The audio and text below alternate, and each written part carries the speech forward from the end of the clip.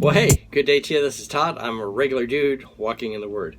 Hey, we are still in Exodus here, and it's taken today from Exodus 4, verses 18 to 31. We're actually finishing chapter 4 today. And it's entitled, Don't Forget Your Family. You're going to see in today's episode here that Moses, he was so involved in getting in the ministry and getting ready to lead the people out of Egypt, and he was so focused on that he forgot his family and the commands that God commanded the Jewish people to uphold long ago. He forgot to fulfill those things. Okay, and it doesn't turn out really well for him. So the bottom line of today's episode here is this: when you're in ministry, don't forget about your family. All right. So let's read today from Exodus chapter 4, verses 18 to 31. It says this: Then Moses went back to Jethro, his father-in-law, and said to him, Let me return to my own people in Egypt, and see if any of them are still alive. Jethro said, Go, and I wish you well. Now the Lord had said to Moses in Midian, Go back to Egypt, for all those who wanted to kill you are dead. So Moses took his wife and his sons and put them on a donkey and started back to Egypt. And he took the staff of God in his hand. The Lord said to Moses, When you return to Egypt, see that you perform before Pharaoh all the wonders I have given you the power to do.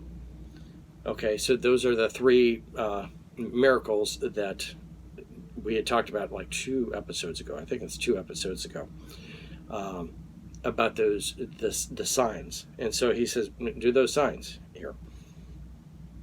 But I will harden his heart, and so that he will not let the people go. So Pharaoh, the people are going to, the Israeli people are going to see these signs and believe.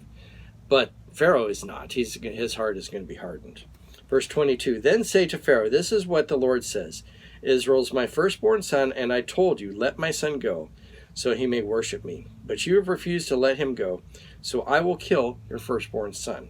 All right. Already going to the last plague. That's going to happen there. Verse 24, At a lodging place on the way, the Lord met Moses and was about to kill him. Uh-oh. But Zipporah took a flint knife and cut off her son's foreskin and touched Moses' feet with it. Surely you are a bridegroom of blood to me, she said.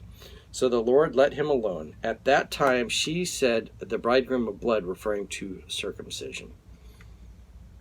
The Lord said to Aaron, Go into the wilderness to meet Moses. So he met Moses at the mountain of God and kissed him. Then Moses told Aaron everything the Lord had sent him to say, and also about all the signs he had commanded him to perform. Moses and Aaron brought together all the elders of the Israelites, and Aaron told them everything the Lord had said to Moses. He also performed the signs before the people, and they believed. And when they heard that the Lord was concerned about them and had seen their misery, they bowed down and worshipped. Okay, and that concludes chapter 4. What you have to understand with this passage here is this. Moses, when he left Egypt, he went to Midian. When he went to Midian, he married Zipporah. Zipporah was from Midian. She was not from Israel.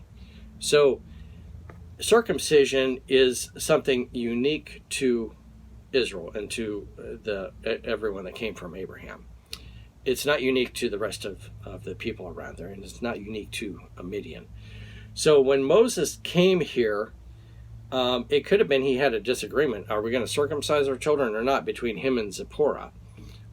We don't know. It doesn't say here what the problem was, but it's clear that they weren't circumcised.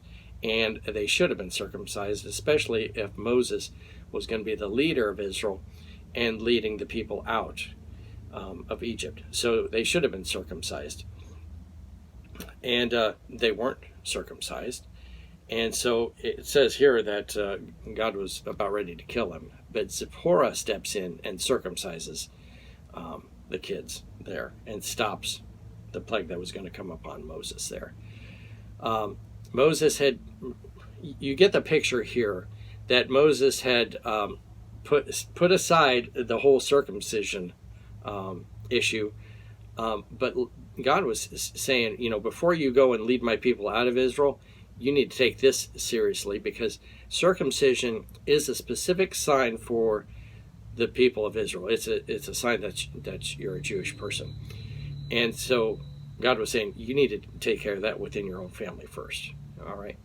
The thing you can apply to this today is this, that a lot of times you're involved in ministry and you're doing things and you're so involved with it that you're forgetting about your own kids. That's a huge no-no. God never intended for that to happen.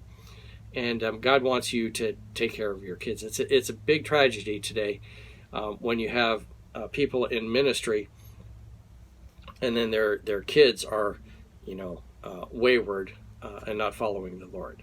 All right. And let me tell you this too. You can raise your kids all the way through life to be God-fearing young men and women, but they each have their own free will. So you can train them up in the way they should go, and they have their free will, and they could choose, like, I don't want to follow God, okay? Or I do want to follow God. Hopefully that's what they choose. But we should be training them up in that way, so that they will make that decision to follow Christ. And that's where Moses was failing in that. He wasn't taking care of his family there. But God brought correction there. So watch out for that in your life when you're involved with ministry, that you don't forget about your family. All right, thank you for watching. I'm just a regular dude walking in the Word, and I look forward to seeing you tomorrow as we jump into chapter 5 of Exodus. Lord's blessing. I'll see you then.